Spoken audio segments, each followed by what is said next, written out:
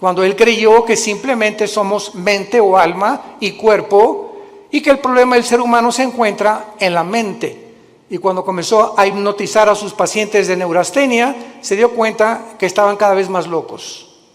Él mismo tuvo que recurrir finalmente a pastillas o a tranquilizantes de los ataques que tenía de histeria a las 2, 3 de la mañana. Cuando leemos a Mahatma Gandhi, simplemente fue un gran pacifista, evitó que los ingleses finalmente conquistaran la India a través del pacifismo. Cuando leemos a los filósofos, nos damos cuenta que alcanzaron un grado de intelectualidad superior a cualquier filósofo del siglo XXI. Pero vuelvo a repetir, y el énfasis en esta mañana, en esta tarde, va a ser el poder de la Biblia. ¿Por qué la Biblia tiene ese poder de cambiarte y de transformarte?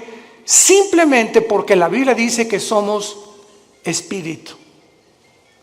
Entonces, tú has alimentado toda tu vida tu mente, y no hay ningún problema en que tú lo sigas haciendo. Vas a la universidad y estudias matemáticas, licenciatura, arqueología, antropología, medicina, lo que tú quieras, ¿verdad? Y es un conocimiento que te va a servir en esta vida. Pero encontramos la mayor parte de las personas, como el expresidente Echeverría, que acaba de morir anoche. Luis Echeverría dijo días antes de morir que él lamentablemente no había podido conocer un poco más de la dimensión espiritual. Y así encontramos artistas, políticos, cantantes, deportistas que han alcanzado el éxito, grandes médicos, grandes psicólogos, grandes cantantes, etcétera, etcétera. Pero llega un momento a los 50, 60, 70 años de edad que sigues igual, y que conquistaste el mundo y perdiste tu familia, o conquistaste el mundo y construiste, levantaste, y jamás tuviste una relación con tus hijos, ni pudiste dejarle una herencia a tus hijos espiritual. Pero cuando descubrimos que somos más que intelecto, más que conocimiento, que somos un espíritu, ese espíritu que tienes tú dentro y que tengo yo necesita alimento, necesita dirección, necesita algo que pueda hacerlo desarrollarse para que tú puedas tener una protección interna con las tentaciones que nos rodean en el mundo, y con la fama, la publicidad, la sexualidad, el placer, etcétera, etcétera, que nos ataca continuamente. El espíritu dentro de tu vida, fortalecido a través de la lectura de la palabra de Dios, llegas al final irreprensible sin tener nada de qué avergonzarte. Veamos en primer lugar que la Biblia no solamente ha sido el primer libro en ser escrito, sino que no cabe duda que dentro de la historia, de la literatura y de la filosofía existen millones de libros, billones de libros, de diferentes autores, diferentes temas, pero ningún libro jamás escrito se puede comparar con la Biblia. Este año cumplimos 46 años de ministerio. Yo comencé predicando en 1977 en la Sierra de Guerrero y Oaxaca. Era misionero. Estuve 3 años con los indígenas. Ahí fue donde Dios comenzó a forjar mi carácter, porque la Biblia le pone énfasis al carácter más que a cualquier otra cosa. Si tú alcanzas el nivel que quieras y no tienes carácter, no puedes mantenerte en ese camino, porque no solamente es comenzar, sino lo que cuenta es cómo terminas. Hay muchos que comienzan bien, pero terminan mal, porque su carácter, su vida jamás la pudieron disciplinar por la cuestión espiritual. Nunca atendieron el área espiritual, que es la más importante.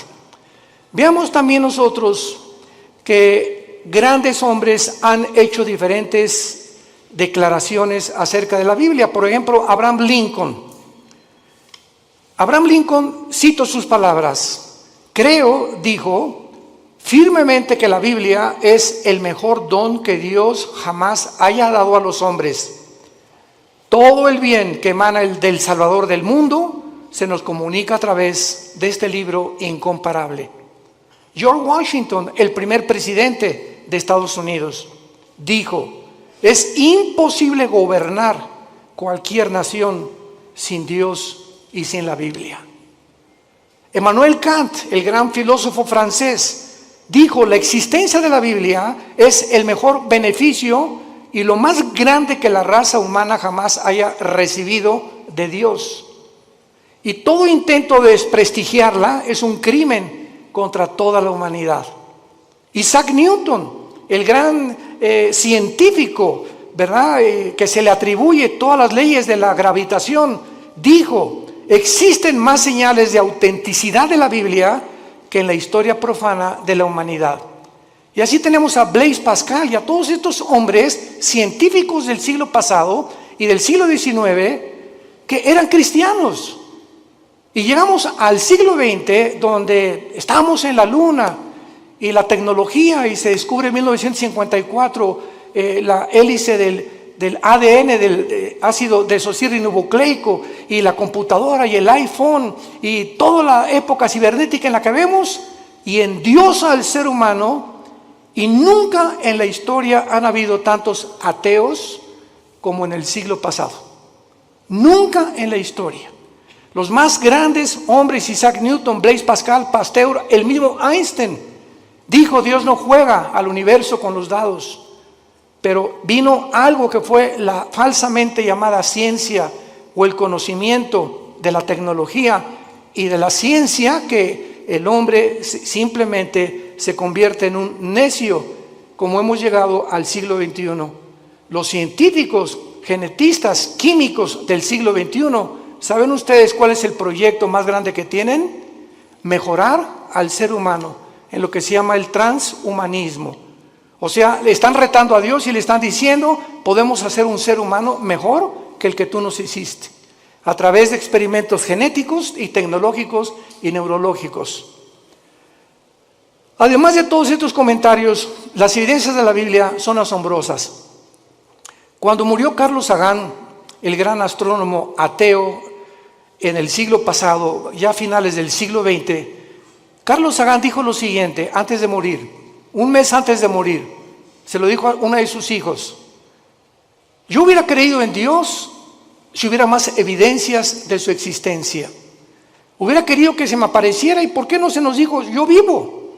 ¿Por qué Dios no nos da más evidencias de que realmente hay un poder en el universo que nos pueda guiar? Y cuando él dijo estas palabras, yo recuerdo que en ese tiempo estaba estudiando el segundo doctorado en teología, y le dije a uno de los maestros, porque me gustaba mucho ir a la Facultad de Filosofía y Letras de la UNAM, me invitaron más de 7 veces, en el Politécnico también, a dar conferencias sobre la Biblia y la ciencia y el origen del universo. Le dije a uno de los maestros: ¿cómo es posible que Carlos Sagan haya dicho que le faltaron evidencias cuando la Biblia tiene evidencias científicas? ¿Cuál es la evidencia del mundo para que el ser humano atribuya la creación a los animales? Pues lo que postuló Carlos Darwin. Carlos Darwin hizo investigaciones en la isla de los Galápagos, enfrente al Ecuador, buscando una raíz o una relación con los animales. Él nunca dijo que veníamos de los animales, postuló, dijo probablemente en su libro, el libro de las especies, el origen de las especies, pero jamás él asegura ni confirma que veníamos de los animales. Y durante todo el siglo XX, todas las universidades, todavía hay escuelas, esto es impresionante, que sigan enseñando que nosotros tenemos el origen en Chita. Y en los animales, cuando se descubre la genética del ADN en 1954, se derriba completamente la teoría de la evolución, porque es imposible, señores científicos que nos escuchan y maestros de las universidades que nos visitan o que nos ven a través de la televisión, es imposible que una ADN de un toro sea igual al de un caballo. Y es imposible la mutación de una especie a otra especie. Y hasta este momento no hay ninguna mutación, jamás, lo que se llama el famoso eslabón perdido, para que un conejo se convierta en una ardilla o un ser humano en un animal. Las cromosomas y los ácidos que tiene el cuerpo humano, que forman parte de toda la estructura anatómica que nosotros recibimos de Dios, hacen imposible la evolución, un cambio de genética de un cromosoma o de un ADN a otro ADN. La física dice que realmente la ley de la entropía, que todo va de mal en peor, que todo, la segunda ley de las teorías físicas, que es lo que establecen, que todo se está echando a perder, que todo se descompone, que todo tiene un proceso de deterioro, y la evolución dice que vamos de menos a más. ¿Y la biología qué nos dice? ¿Quién es una mujer? ¿Qué contestarías si te preguntaran quién es una mujer? ¿Qué es lo que hace a una mujer diferente de un hombre? Simplemente la mujer tiene 2 cromosomas XX. Eso es lo que hace mujer. Si tú tienes cromosomas 2XX, eres mujer, eres del sexo y del género femenino. ¿Quién es un hombre? Una persona que tiene cromosomas XY. Y la Y no la tienen las mujeres. Y si tienes el cromosoma Y y tu mente te dice que no eres lo que la biología y la genética establece, ya no la Biblia, tu problema es mental, no es físico. ¿Se dan cuenta al punto a donde hemos llegado de estupidez mental? Y de la forma en la que hemos llegado a publicar y a tratar de hacerles creer a los niños que no son niños, que son niñas, y a las niñas que son niños, y que se está aceptando, como la famosa compañía Disney, ya promoviendo películas de homosexuales y de lesbianas entre los niños y las niñas. Este es el mundo de nosotros, un mundo completamente oscurecido, anticientífico. Jamás se había atacado la ciencia en la forma en la que se ha atacado actualmente. Lo que enorgulleció al ser humano en el siglo XX, en la ciencia se volvió contra los médicos, haciéndolos, profesando ser sabios, se han convertido en necios. Veamos en la segunda carta que el apóstol Pedro escribió hace 2000 años. Los que traigan su Biblia la pueden abrir en la segunda carta de Pedro, capítulo 1, versículos 19 y 21, y veamos algunas evidencias de la Biblia en cuanto a su enseñanza y al propósito de Dios para ver.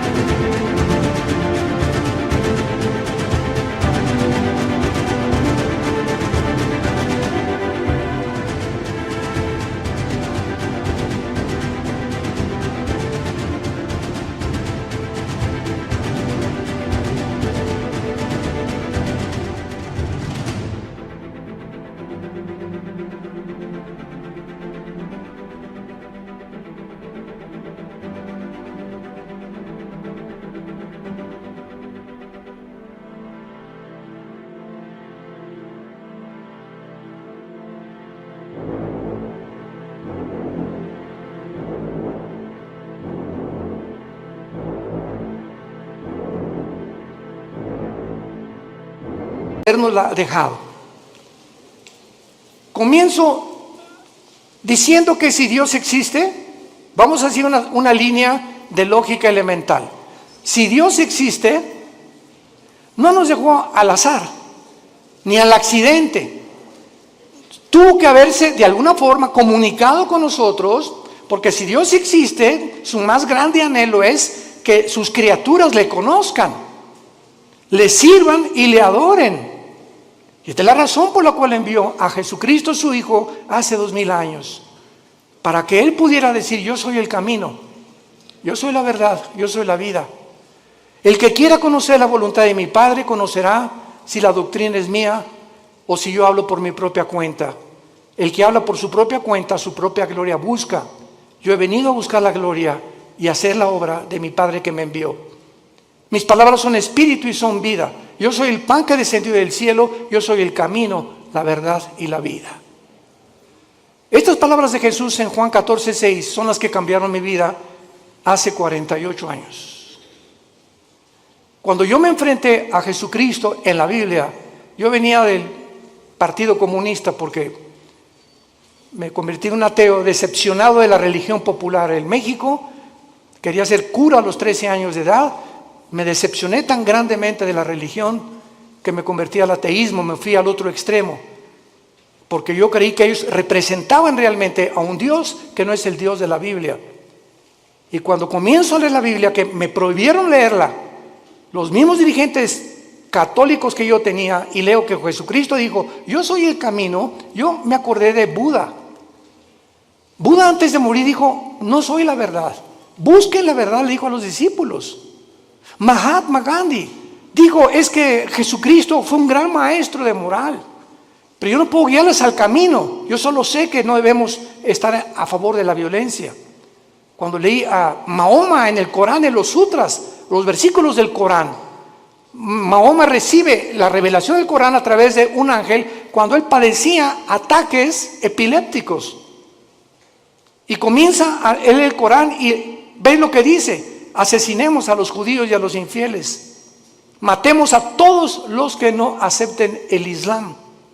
O sea, una religión que impone a través de la violencia, igual que el comunismo impone a través de la fuerza y la violencia, la ideología que quieren que nosotros la aceptemos.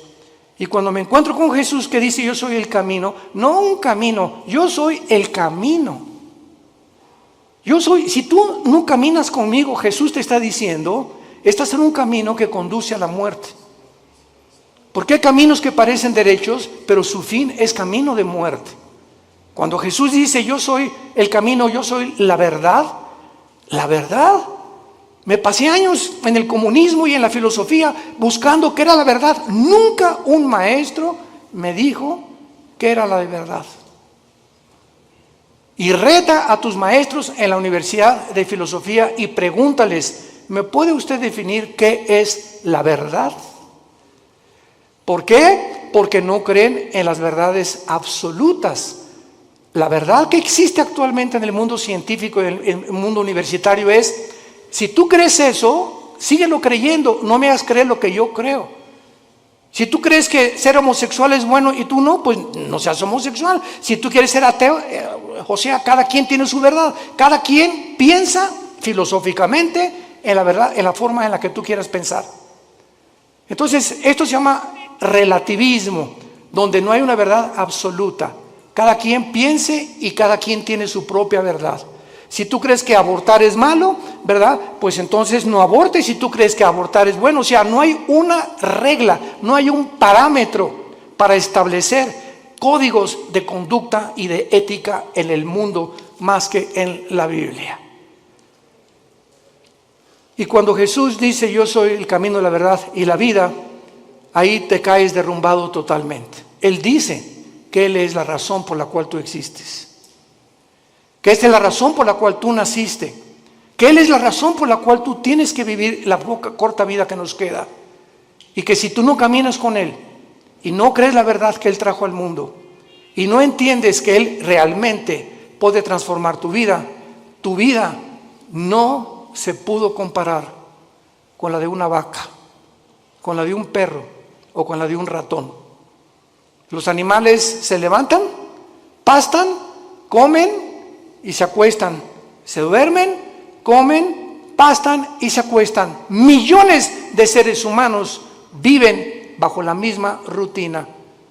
Te levantas, trabajas, comes, el propósito es hacer dinero, buscar los mejores negocios, alcanzar la cima, tener negocios o una carrera que me pueda realmente redituar o que realmente sea rentable lo que yo voy a hacer en la vida. Y si no es el dinero y no es el éxito y no es la fama, casi nadie la sigue. Y otros, como no pueden, lo hacen a través de la violencia, del robo, el secuestro, la drogadicción, a través de todo ese tráfico humano, etcétera, etcétera. Como ahora acaban de encontrar, ¿verdad? Que este señor Epstein, que tenía amigos con todos los gobernadores casi de Estados Unidos, y formaron un núcleo de tráfico humano de niños de 10 y 12 años que los violaban y los vendían en Europa, en Francia y en América. Estamos hablando de hombres multimillonarios, asistentes y amigos y compadres de los presidentes de la mayor parte de las naciones. El tráfico humano se encuentra lo más rentable que hay en el nivel más alto de la humanidad, por la corrupción tan grande a la que el ser humano ha llegado. En esta segunda carta, el apóstol Pedro nos revela tres cosas acerca de la Biblia. Y dice así, tenemos también, 2 de Pedro 1, versículo 19, tenemos también la palabra profética más segura. Tenemos la palabra profética más segura. ¿Más segura que qué? Pues más segura que milagros. Ahorita hay cantidad de cristianos que siguen buscando milagros. Personas que dicen, si yo veo un paralítico ahorita enfrente de mis ojos que se levanta y me dice su médico que tiene 15 años o 10 años sentado en una silla de ruedas y comienza a caminar, voy a creer en Dios. ¿No es cierto? No es cierto, no es cierto. Tus emociones van a ser exaltadas, te vas a asombrar realmente. ¿Y cuánto te va a durar esa emoción que tuviste al ver un milagro? Te va a durar 3 o 4 días y sigues siendo la misma persona. Porque los milagros no cambian al ser humano, porque la fe no es por ver, la fe es por oír y por oír la palabra de Dios. Si tú no te conviertes y tu transformación no es por oír la Biblia, todo lo demás es completamente secundario y relativo. Entonces, cuando dice Pedro que la palabra profética es más segura, nos está diciendo que las profecías de la Biblia que se han cumplido, solamente cuando Cristo muere en la cruz, 33 profecías se cumplieron de los profetas hebreos del Antiguo Testamento. 33 profecías. Yo recuerdo que en aquel tiempo que estudiaba las profecías de Dios, me llamó la atención las profecías de tu padrino Nostradamus. El famoso disque vidente o profeta. Y cuando leí las profecías de Nostradamus, que las hacía en forma de versos, etcétera, etcétera, se cumplieron el 15% y el otro 85% jamás se cumplieron. Cuando oí que Janine Dixon, una mujer que una semana antes que asesinaran al presidente John Kennedy en la ciudad de Dallas, 1962-63, dijo una semana antes a los periodistas del New York Times, veo sangre en Dallas en el presidente. Y lo asesinaron una semana después y se convirtió ella en una pseudo profeta de Estados Unidos, Jean Dixon. Lo puedes encontrar en el internet. Y a las 3 semanas, pues la rodearon los periodistas, profetícenos, díganos algo. De ahí en adelante, ninguna profecía de ella se cumplió. Porque hay una ley en la Biblia que dice así, en el libro de Deuteronomio, cualquiera persona que profetice algo y no se cumpla el 100% de lo que profetizó, es un falso profeta. El 100% de lo que profetizó. Así que cuando venimos a la Biblia encontramos, por ejemplo, en Isaías capítulo 44 en el Antiguo Testamento, que hace 2700 años este profeta dijo estas palabras retando Dios a los seres humanos. Isaías 44, versículo 6 al 8. Así dice Jehová, Rey de Israel y su Redentor, Jehová de los ejércitos. Yo soy el primero y yo soy el postrero. Pongan atención. El Dios de la Biblia dice, yo soy el primero. Para que Él sea el primero, Él tiene que saber cómo se originó el universo, ¿correcto? Nunca la ciencia nos podrá decir el origen del universo. Porque para que sea científico tiene que ser repetitivo. Alguien tuvo que estar ahí para que nos dijera, pues así comenzó. Y por eso es la teoría de la Big Bang, de la explosión y tantas teorías que están tratando de explicar cómo se formó el universo.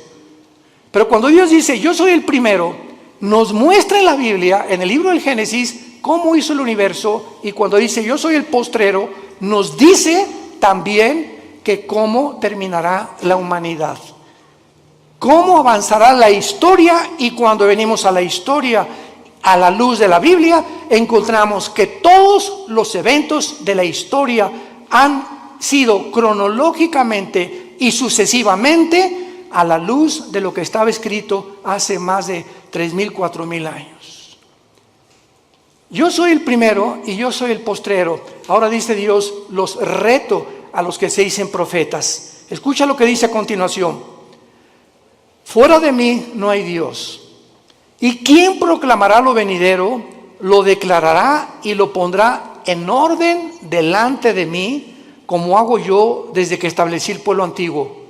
Hace 2700 años Dios dice esto.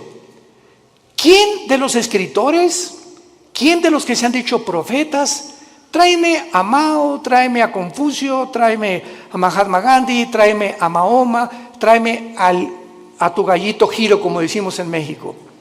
Al escritor y a la persona que más admires, dice Dios. ¿En qué libro puedes encontrar el orden de la historia desde que el mundo comenzó? En ningún libro más que en la Biblia. Y así encontramos que 100 años después de Isaías vino un hombre llamado Daniel, que fue judío y fue llevado a Babilonia cautivo por 70 años.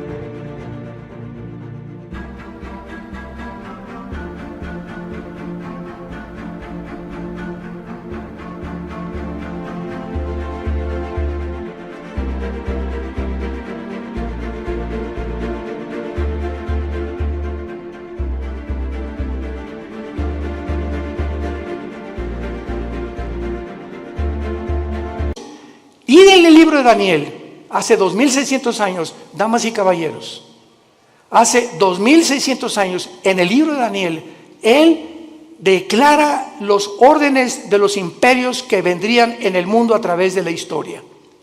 Y le dice el ángel que le revela a Daniel esta profecía: Daniel, estás ahorita bajo un imperio que es Babilonia. Babilonia es la nación de Irak, bíblicamente y actualmente. Después de ti vendrá otro imperio que será menor. ¿Quién conquistó Babilonia históricamente, señores profesores de historia? Los medos y los persas. Y después vendrá un tercer imperio, le dice el ángel a Daniel. ¿Quién vino después de los medos y los persas? Alejandro el Magno. Los griegos derrotaron a los medos y a los persas. Y vendrá un cuarto imperio que aplastará a casi todo el mundo entero. ¿Quiénes fueron los que siguieron después de Grecia? El imperio romano.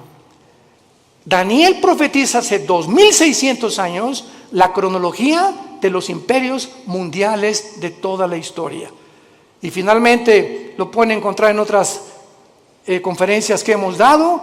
Vendrá otro imperio que son los 10 dedos de los pies de la estatua de Nabucodonosor, que el anticristo, el próximo gobernante y dictador mundial, formará una confederación política de 10 naciones, 5 de Europa y 5 del Medio Oriente. Formarán un G10 y cuando oigamos en la televisión, en el radio, ahorita hay un G7, cuando se forme un G10 de esos 10 naciones que se van a unir del Medio Oriente y de Europa, de entre ellas saldrá el anticristo. Y nosotros ya no estaremos aquí, ahí nos vemos al rato. Porque vendrá el arrebatamiento de la iglesia. Pero no me quiero profundizar ahorita en eso. Y finalmente en esta profecía de Isaías, dice el versículo 8, no teman. Desde el Génesis hasta el Apocalipsis, el mensaje a los cristianos es: no tengamos miedo de nada. No teman. Ni de los temblores, ni de las inundaciones, ni de la Tercera Guerra Mundial, ni de explosiones volcánicas, ni del hombre, ni del diablo, ni de los demonios. Porque mayor es el que está entre nosotros que el que está en el mundo. Mi paz les dejo, mi paz les doy. Mantén esa paz dentro de ti. Mantén esa paz. Esa paz es el secreto de la salud. Acabo de declarar el Hospital Hopkins, de los más prestigiados de Estados Unidos, y la Clínica Mayo Rochester en Boston, que el factor común denominador que está ocasionando las enfermedades más grandes en el mundo actualmente y el origen de las enfermedades más grandes ahorita en el mundo es el estrés. ¿Qué es el estrés? Una condición donde no tienes paz, estás ansioso, estás temeroso, estás frustrado que no se vaya a cumplir, comienzas a tener miedos de algo que no va a suceder, te adelantas al futuro. ¿Y si mi hijo se va? ¿Y si pierde mi esposo? ¿Y me quedo sin seguro social? ¿Y cuando estoy viejita que me va? Y comenzamos en un mundo a construir que no existe más que nuestra propia mente por la falta de paz. Comienza a preocuparte por el dinero, preocuparte por la salud, preocuparte por tantas cosas, el tráfico, etcétera, etcétera. Y cuando te des cuenta, ese estado mental afecta tu sistema cardiovascular, tu corazón, tus pulmones, tu hígado, tu páncreas, tus intestinos. El estado mental se llaman enfermedades psicosomáticas. Afecta completamente todo tu ser. Y es lo que descompone tu vida, porque si no tienes paz, no puedes disfrutar nada, ni siquiera tus vacaciones. Y hace 2000 años, el autor de la Biblia, el Señor Jesucristo, hace 2000 años nos dio el secreto: no teman. Mi paz les dejo, mi paz les doy, por nada estén afanados. Por nada permitas que tu corazón sea perturbado. Voy a la casa de mi Padre, no me tardo a preparar lugar para ustedes y vengo pronto por ustedes. Mientras estés en el mundo, mantén la paz. Escucha esto: si tú no tienes paz y te dices cristiano, no puedes leer la Biblia.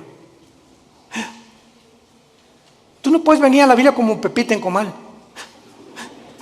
Ay, Señor, ay, mi hija, Señor, le voy a hablar al pastor, porque tú no puedes venir a un estado de estrés y de ansiedad a leer la Biblia, porque el Espíritu Santo es espíritu de paz. Y Él no puede comunicarse contigo y no vas a entender la Biblia, porque para venir a la Biblia tienes que venir descansado, orar antes, echar toda nuestra ansiedad sobre Él, porque Él tiene cuidado de nosotros. Y cuando ya descansamos: Señor, yo no sé dónde está mi hija, yo no sé qué va a pasar, etcétera, pero yo sé que soy tu hija, soy tu hijo, tú eres mi papá, tú eres mi papi, tú cuidas de mí, no me vas a dejar, diste tu vida en una cruz por mí. ¿Cómo puedo llegar a esa incredulidad y falta de confianza en tus promesas estoy en este estado? Es pecado vivir en ese estado y llamarse cristiano al mismo tiempo. Es pecado, porque sin fe es imposible agradar a Dios.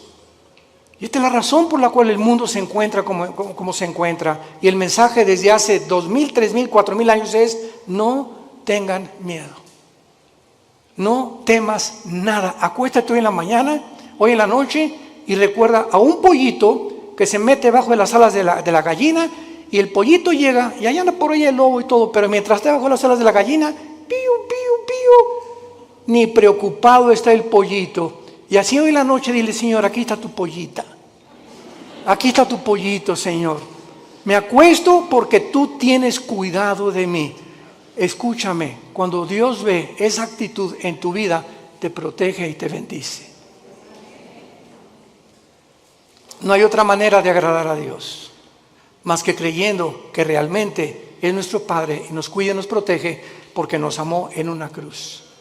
Y al que no escatimó a su Hijo, ¿cómo no nos dará todas las cosas si nosotros se las pedimos?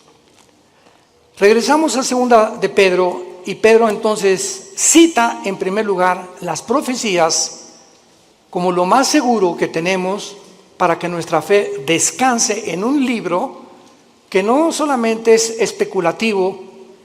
Yo recuerdo cuando leí El origen de las especies de Darwin, ¿saben qué dice? Chance y, puede que, no estoy seguro, a lo mejor. Esto no es un lenguaje científico, por el amor de Dios. Un lenguaje especulativo. Vienes a la Biblia y escuchas, yo, el Señor, he dicho. Y todo lo que menciona la Biblia es afirmativo, porque no hay absolutamente ninguna contradicción en la palabra de Dios, porque fue inspirada por Dios. Entendiendo primero esto, que tenemos la palabra profética más segura, a la cual haréis bien en estar atentos, como una antorcha que alumbra en lugar oscuro, hasta que el día esclarezca y el lucero de la mañana salga en vuestros corazones. En segundo lugar, vivimos en un mundo donde Ucrania acaba de ser invadida por Rusia. Ya actualmente Israel está enviando gas a través de Egipto a la Unión Europea. Cuando las naciones árabes, desde el 48 que se independizó Israel, odiaban y han perseguido a los judíos, ahora los árabes buscan la protección de Israel. Esto es inconcebible que esté pasando, pero la Biblia profetizó que así se iba a cumplir. Es un mundo de confusión completamente. Ahorita Putin va a estar enojadísimo, pero así no poder dormir de saber que Israel está sosteniendo y proveyendo el gas que Rusia le proveía antes a la Unión Europea, y esto lo va a encender más para cumplir la profecía de Ezequiel 38-39 de Gog y Magog, cuando la Biblia dice que vendrá Rusia con Irán, con Turquía, con el Líbano, con Marruecos, con Etiopía, para atacar, invadir Israel en la Tercera Guerra Mundial. Entonces es impresionante cómo todas las piezas están formando cuando estudiamos y estamos atentos a la Biblia como la única luz que tenemos. Tú puedes ahorita oír a los politólogos, a los conferencistas en la televisión, en el radio, y están hablando una sarta de tonterías. ¿Qué piensas? No creo que Putin invadió Ucrania, ya lo invadió. ¿Ahora qué va a pasar? Pues las sanciones económicas van a hacer que Putin se arrepienta, y lo dijimos desde antes, y pueden oír las conferencias, lo citamos varias veces y no somos profetas, simplemente citamos la Biblia. De acuerdo a la Biblia, Ucrania no podía ser devuelta a la Unión Europea ni tampoco convertirse en la OTAN, porque Ucrania es de las naciones magogitas que forman parte de la invasión final de Rusia contra Israel. Y Ucrania viene bajo el nombre de Magog. Toda la región de Magog, que es el noreste, Lituania, Estonia, Latvia, Kirguistán, Kuzbekistán, Kazajistán, Pakistán, Afganistán y todas las que están al sur junto al mar Negro y al mar Caspio, son las naciones que la Biblia profetizó hace 2800 años que invadirían Israel. Así que bíblicamente Ucrania nunca va a dejar de estar bajo el poder de Putin. Y ahora Putin va a seguir con las demás, por eso ya Finlandia y Suecia corrieron a la OTAN y están buscando el paraguas de la OTAN porque temen la invasión también de Putin. Todo está escrito exactamente como la Biblia lo profetizó. Y todas las demás opiniones son opiniones especulativas, hipótesis, teorías que la gente tiene. Y cuando nos entrevistan a los cristianos, les decimos, esto va a pasar, y esto va a pasar, y esto va a pasar. No lo digo yo, está escrito en este libro. Haríamos bien en estar atentos a la Biblia, hoy más que nunca. No hay, escucha esto, no hay otra luz en el mundo, no hay otra luz más que la Biblia. ¿Y sabes algo más? Tú eres la luz. Tú eres cristiano, tú eres la luz. Tú eres la única luz en tu casa. Tú eres la única luz en tu taller de carpintería. Tú eres la única luz en tu bufete de abogados. Tú eres la única luz en tu clínica de médicos. Tú eres la única luz en tu escuela, en tu universidad. Los cristianos somos la única luz y tenemos alrededor a gente muriéndose, lastimada, enferma, necesitada. ¿Y tú callado? ¿Por vergüenza, por pena de hablar de Jesucristo? Y decirles que Jesús es la única respuesta y que los invitas a conferencias como estas para que puedan ellos abrir los ojos a la realidad.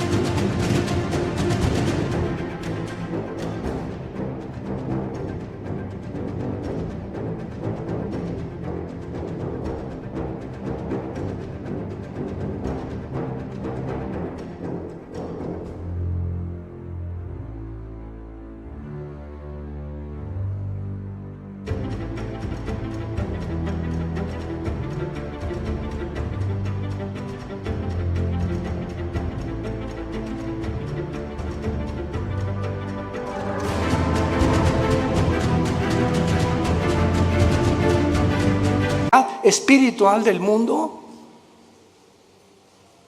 Si tú eres ese tipo de personas, vas a dar cuentas en el día del juicio a Dios. Porque el Espíritu Santo vendrá sobre nosotros, Hechos 1:8, y me serán testigos. ¿Eres testigo? Desde el tiempo que tú te convertiste, ¿hay alguna persona que tú le hayas hablado de Cristo y que lo hayas guiado a la cruz? Examina tu corazón llegando hoy en la noche, ponte rodillas y ora a Dios y dile sinceramente: Señor, te pido perdón. Tengo 3 años en Cristo, tengo 5 años en Cristo, tengo 10 años en Cristo y a nadie le he hablado de ti, ni los he guiado a la cruz, ni he orado con nadie y me digo cristiana y me digo cristiano. Cuando nosotros examinamos nuestra vida, tengamos cuidado de pasar el tribunal de Cristo. Y en penúltimo lugar, dice el apóstol Pedro: pongamos atento a la Biblia que alumbra en lugar oscuro. Nunca las tinieblas habían sido tan grandes como ahorita.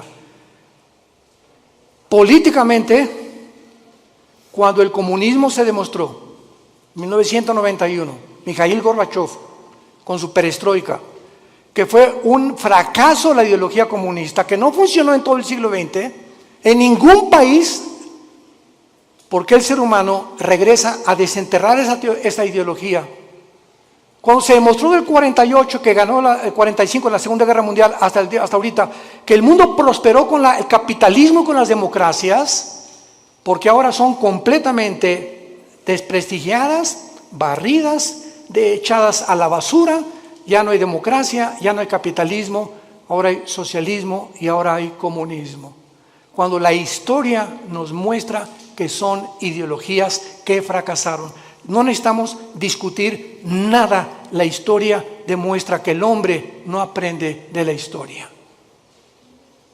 Políticamente, religiosamente, científicamente, filosóficamente, en cualquier área que tú me menciones, el mundo está de cabeza.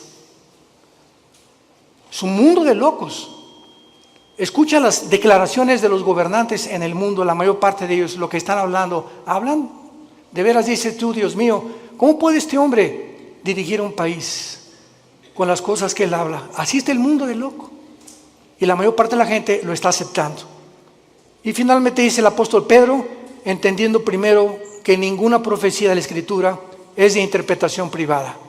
La Biblia, tú no puedes venir y decir: yo creo que esto dice, o voy a interpretar que esto es lo que significa. Cuando tú vienes a la Biblia y tratas de interpretar de acuerdo a tu percepción o a la forma como tú visualizas un versículo o un pasaje, sígueme con mucho cuidado, sin tener en cuenta los demás pasajes de la Biblia, te conviertes en un hereje, en una hereje.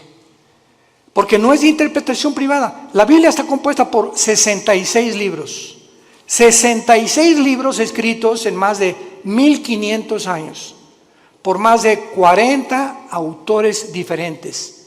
Pastores, profetas, Isaías trabajó en el gobierno, Daniel fue asesor de los emperadores, por diferentes personas de diferentes oficios, diferentes profesiones. Pero los 66 libros de la Biblia fueron guiados y están articulados como una tela, como los hilos de una tela que forman una alfombra completamente integrada. Y cuando tú sacas un hilo, haces que otro hilo se desgaje y comienzas a romper el tejido. Entonces tú no puedes sacar un hilo sin tener en cuenta los demás hilos de la tela. Y así es la Biblia.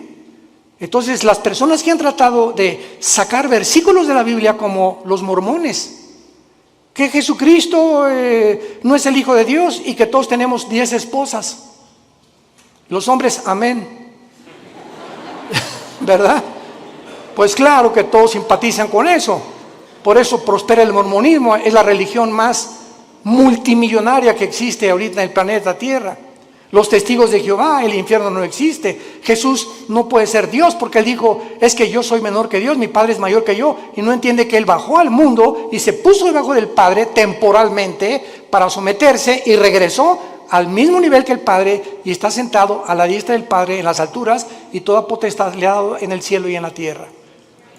por no tomar en cuenta otros pasajes de la Biblia, por no estudiar diligentemente la palabra de Dios. Y por eso hay tantas versiones de la Biblia, que la de Reina Valera 1960, la Nueva Versión Internacional, la King James, etcétera, etcétera. ¿Por qué hay, para terminar, pregunta, diferentes versiones de la Biblia? Simplemente por el lenguaje. Ve a Costa Rica y a las niñas les dicen huilas. En México es una prostituta. Aquí le hicimos popote a lo que absorbemos en un líquido, allá le dicen pajilla. Ve a España y tienen otro tipo de palabras, ve a Brasil, ve a Argentina y tienen otro tipo de palabras, etcétera, etcétera. Ahora que tenemos nuestro programa de televisión y que estamos en 59 naciones, ya casi 60, gracias a Dios, yo trato de buscar una palabra. Por ejemplo, aquí chango es un mono, ¿verdad? Pero una vez estaba yo en Guatemala y me dijeron, hermano, no diga chango porque aquí es grosería. Aquí dicen, le dicen mono o le dicen simio, pero chango es una grosería. Entonces vemos nosotros que la Biblia está escrito en hebreo y en griego. Entonces se tiene que traducir en otras cosas o versiones para poder entender en muchos lados, que a mucha gente le sirve, pero siempre recurrimos a los originales. Son los originales, hebreo y griego y parte de arameo en el libro de Daniel, que son los que nos dan la pauta para saber lo que tenemos. Yo tengo una Biblia en hebreo y en griego. Cualquier duda, consulto las palabras originales para saber exactamente lo que Dios quiere decirnos. Y cuando tú estudias la Biblia, no puedes estudiarla superficialmente. El petróleo no se encuentra a 1 metro de profundidad. El petróleo se encuentra a kilómetros de profundidad. Tú no puedes venir a la Biblia en la noche y decir, Jesucito mío, mire su compañía, no me desampares ni de noche ni de día. Amén. Y ya. Y luego, Juan 3:16, de tal manera amó Dios el mundo, y eso es tu devocional. Tú no puedes venir a la Biblia así. Tú tienes que ser un estudiante profundo de la Biblia. Tienes que discipularte. Tienes que tomar en serio a Dios. Y hasta que no tengamos esa actitud, no podemos conocer su poder. Porque ese contacto continuo, diario, perseverante en la comunión con la Biblia. Tienes comunión con Jesucristo.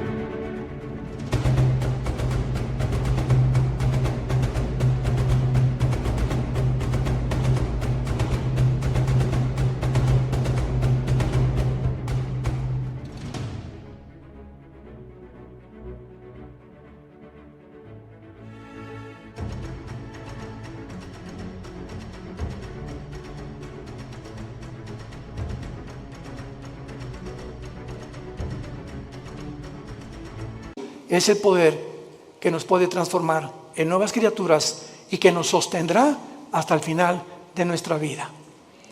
¿No quisieras tú en esta tarde invitarle a Jesucristo a tu corazón?